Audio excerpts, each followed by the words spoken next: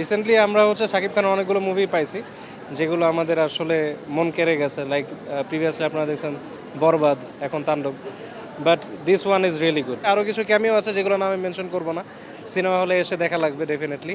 তার পাশাপাশি জয়া হাসানের অ্যাক্টিংও দারুণ ছিল, and Shakib Khan is really a king of Bangladesh movie industry, এটা আনডাউটফুলি মানতে হবে। আগের আমাদের যেই সিচুয়েশনটা ছিল যে সিনেমা হলে মানুষ আসতো না, এখন ওই তুলনায় তো মানুষ সিনেমা হলে আসে। সিনেমা হলে অবভিয়াসলি ডেফিনেটলি কোনো কিছু চেঞ্জ হচ্ছে, যার কারণে আসতেছে। বরবাদ দেখার পরেই এক্সপেকটেশন অনেক হাই ছিল, এখন বুঝতে পারছি যে এটা বরবাদকেও ছাপিয়ে যাবে।